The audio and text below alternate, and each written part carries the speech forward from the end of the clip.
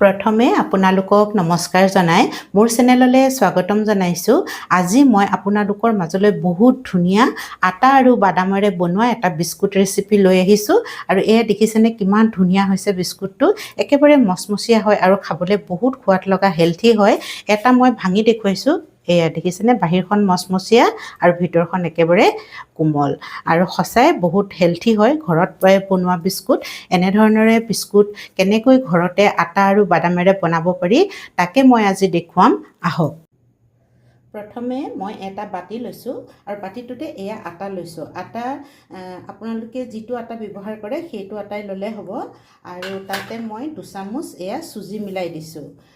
চুজি 2 চামুচে মিলাইছোঁ কিন্তু দেই। আৰু তাতে এয়া নাৰিকলৰ গুড়ি 2 চামুচ মিলাই দিছোঁ। আৰু এয়া লৈছোঁ মই চেনি আধা বাতি ল'ব লাগে। মই অলপ কম খাওঁ কাৰণে আধা বাতিতকৈ অকণমান কম চেনি লৈছোঁ। আপোনালোকে হয়তো বেছিও কৰিব পাৰে নতুবা কমো কৰিব পাৰে। আৰু এয়া অকণমান মই নিমখ দি দিছোঁ। আৰু এতিয়া ইয়াত ড্ৰাই ফ্ৰুট মিলাব লাগিব। এয়া বাদাম দেখিছেনে, চীনা বাদাম, যিটো ৰঙা ৰঙা বাদাম হয়, সেই বাদামটো মই খুন্দনাত খুন্দি লৈছোঁ। এয়া খুন্দি পেলানি বাকলিৰে সৈতে খুন্দিছোঁ কিন্তু দেই, বাকলি গুচোৱা নাই। এয়া মই মিলাই দিছোঁ। 1.5 মুঠিমান হ'ব, বহুত বেছি নহয়। আৰু এতিয়া এই বস্তুখিনি মই মিলাই দিম। ইয়াতে আৰু এটা বস্তু মিলাই দিওঁ, চফ মিলাব লাগিব। চফ আধা চামুচ মই এয়া মিলাই দিছোঁ। চফৰ সলনি আপোনালোকে ইলাইচি পাউডাৰো মিলাব পাৰে। ইলাইচি পাউডাৰ মিলালেও খুব ভাল গন্ধ এটা ওলায় আৰু খাবলৈও সোৱাদ লগা হয়। আৰু ইয়াতে মই এতিয়া পাউডাৰ গাখীৰ মিলাই দিম। এয়া 1 চামুচ আৰু 1 চামুচ পাউডাৰ গাখীৰ মিলাই দিছোঁ। আৰু চিনি পায়ে আৰু বেকিং পাউডাৰ এয়া আধা চামুচো নহয়, আধা চামুচতকৈ কম, সৰু চামুচ। বহুত বেছি মিলাব নালাগে, অকণমান কমেই মিলাব লাগে। আৰু এতিয়া আমাৰ বস্তুখিনি মিলোৱা হৈ গ'ল। এতিয়া ধুনীয়াকৈ মই এইখিনি চামুচ এখনেৰে মিলাই লৈছোঁ, এই দেখিছেনে। আৰু চেনিখিনি আপোনালোকে পিচিও ল'ব পাৰে নতুবা মোৰ দৰে গোটাকৈও ল'ব পাৰে। আৰু বাদামখিনি দেখিলেই মই কেনেধৰণৰে ল'লোঁ। বাদামখিনি বহুত মিহি কৰি নিদিব, কাৰণ ভাজিলে কি হ'ব, বাদামখিনি জ্বলি যাব। সেইকাৰণে মই খুন্দনাতহে পিচি লৈছোঁ, মিক্সিত পিচা নাই। আৰু এতিয়া হাতেৰে খুব ভাল ধৰণৰে এবাৰ মিলাই দিছোঁ। এতিয়া মই ইয়াতে মিলাই দিম ঘি। এয়া ঘি 1 চামুচ আৰু 1 চামুচ, সৰু চামুচেৰে 2 চামুচ ঘি মই মিলাই দিছোঁ। খুব ভালদৰে সানি ল'ম। এয়া দেখিছেনে, এনেধৰণৰে মোহাৰি যাতে আটাত ভাল ধৰণৰে ঘি লাগি যায় আৰু যিখিনি বস্তু মই দিছিলোঁ গোটেইখিনি বস্তু খুব ভাল ধৰণৰে মিলি যায়। এয়া দেখিছেনে, এনেধৰণৰে আমি প্ৰথমেই শুকানকৈ বস্তুখিনি যিমান ভাল ধৰণৰে মিলাম, তেতিয়া কি হয়, আমাৰ বিস্কুটটো খাবলৈ বহুত সোৱাদ লগা হয়। আৰু যিয়ে বস্তু নবনাও লাগে খাবলৈ বহুত সোৱাদ লগা হয়। এয়া দেখিছে নহয়।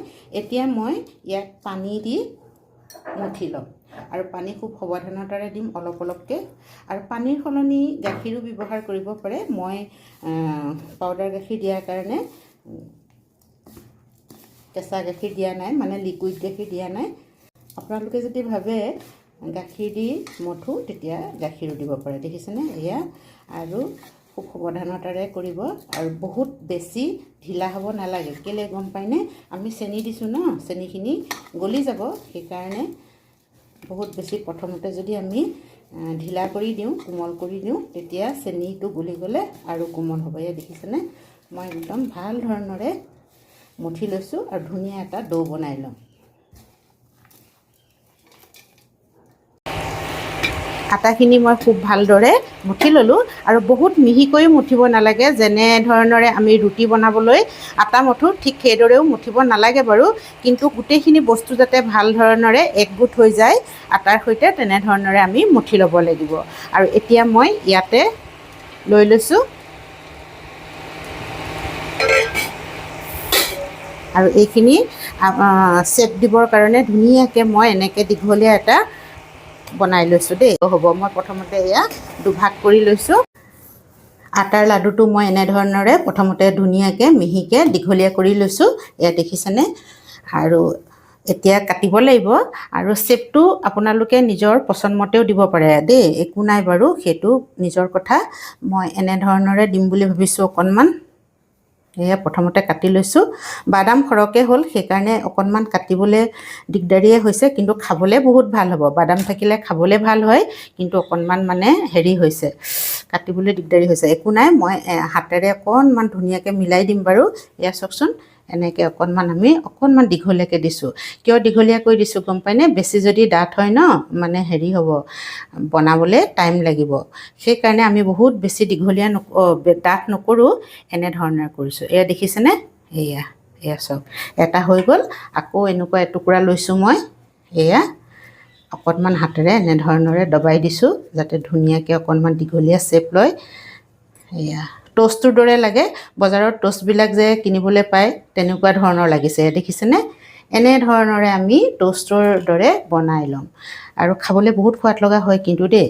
আৰু মই বাদাম দিছোঁ, আপোনালোকে বেলেগ ধৰণৰো ড্ৰাই ফ্ৰুট দিব পাৰে, আটাৰ ঠাইত ময়দাও দিব পাৰে।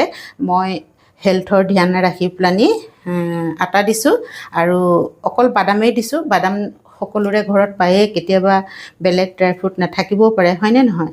কিন্তু আপোনালোকৰ ঘৰত যি থাকে, আপোনালোকে যি ভাল পায় দিব পাৰে। এয়া চাওকচোন, এনেধৰণৰে ধুনীয়াকৈ মই শ্বেপ দি লৈছোঁ। পটাপট হয়, বেছি টাইম নালাগে দিবলৈ। একদম ট'ষ্টটোৰ দৰে লাগিব দেখিবলৈ, আপোনালোকে চাবচোন বনোৱাৰ পিছত। পটাপট হৈছে, দেখিছেনে? এতিয়া এনেধৰণৰে মই গোটেইখিনি বনাই ল'ম, আৰু বনাই ভাজিব লাগিব। আপোনালোকক ভাজি মই দেখুৱাম। এতিয়া প্ৰথমতে গোটেইখিনি মই ধুনীয়াকৈ বনাই লওঁ দেই। গেছটো জ্বলাই মই পেন এখন পাতি দিলোঁ, আৰু পেনত এয়া মই ৰিফাইন তেল দিছোঁ, আৰু ৰিফাইন তেলত মই আগৰ দৰে এচামুচ ঘিউ দি দিছোঁ। এই কামটো মই কৰোঁৱেই। ৰিফাইন তেলত এনেধৰণৰে ঘি এচামুচ দিলে খাবলৈ বহুত ভাল লাগে, সোৱাদ লাগে, সেইকাৰণে দিওঁ। আৰু তেলখিনি মোৰ গৰম হৈ আছে, এয়া দেখিছেনে? মই এতিয়া ইয়াৰ পৰা এপিচ এপিচকৈ ধুনীয়াকৈ দি যাম। আৰু তেলখিনি প্ৰথমতে গৰম কৰি লৈছোঁ, তাৰপিছত গেছৰ ফ্লেমটো মিডিয়ামত ৰাখিব লাগিব। হাই ফ্লেমত বনালে বেয়া হ'ব মানে এইখিনি আকৌ দেই। তাৰমানে কি হ'ব, তেতিয়া ওপৰে ওপৰে ৰঙচুৱা হৈ যাব, কিন্তু ভিতৰখন নিসিজিব।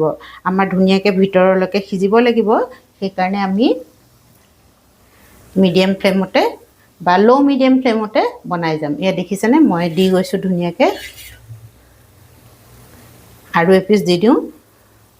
পেনখন ডাঙৰ হয়, সেইকাৰণে বহুতখিনিয়ে আহিছে এবাৰতে।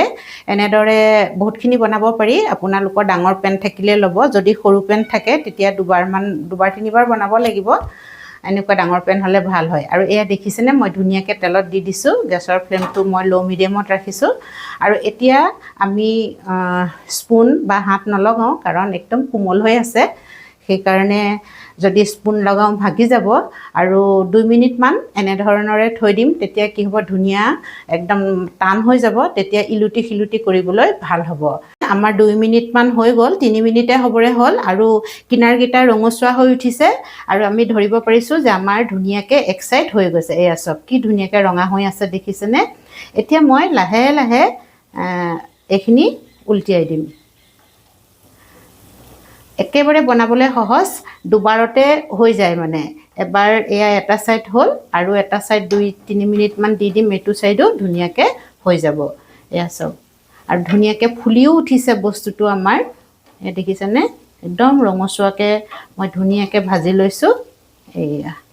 এয়া মই আটাইকেইপিচ দি দিলোঁ, উলটিয়াই দিলোঁ, আৰু এতিয়া এইটো ছাইডো মই ধুনীয়াকৈ 2-3 মিনিটমান ৰঙচুৱাকৈ ভাজি ল'ম।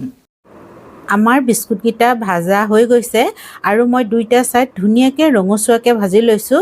এনেধৰণৰে ৰঙচুৱাকৈ ভাজি ল'লে বিস্কুটকেইটা ঠাণ্ডা হ'লে খাবলৈ বহুত মচমচীয়া হ'ব। আৰু এতিয়া মই এটা এটাকৈ বিস্কুট ফুটা থকা চালনী এখনত উঠাই লৈছোঁ।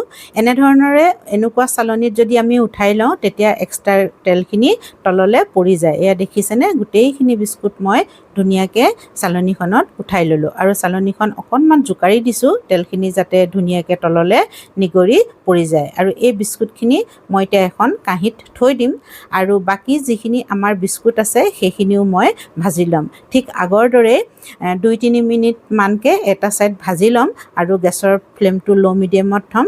গোটেই বিস্কুটখিনি হৈ যোৱাৰ পিছত মই আপোনালোকক ধুনীয়াকৈ প্লেটত দেখুৱাম। বিস্কুটখিনি বনাই হৈ গ'ল। মই আপোনালোকক দেখুৱাবৰ কাৰণে ধুনীয়াকৈ প্লেটত সজাই থৈছোঁ আৰু আপোনালোকে দেখিলে ইমান সহজে কম বস্তুৰে আমাৰ পাকঘৰত থকা বস্তুৰে আমি এটা হেলথি বিস্কুট ঘৰতে বনাই আমি খাব পাৰোঁ। আৰু আপোনালোকে যদি বনোৱা নাই এনেধৰণৰে তেতিয়াহ'লে এবাৰ বনাই চাব পাৰিব। লগতে যদি ভিডিঅ'টো চাই ভাল পালে লাইক কৰিব, শ্বেয়াৰ কৰিব, কমেণ্টছ কৰিব। যিসকলে মোৰ চেনেলটো ছাবস্ক্ৰাইব কৰা নাই তেওঁলোককো অনুৰোধ কৰিছোঁ যাতে মোৰ চেনেলটো ছাবস্ক্ৰাইব কৰি লয় আৰু কাষতে থকা বেল আইকনটো দবাই দিয়ে। শেষলৈকে ভিডিঅ'টো চোৱাৰ কাৰণে আপোনালোকক মই হৃদয়ৰে বহুত বহুত ধন্যবাদ জ্ঞাপন কৰিছোঁ।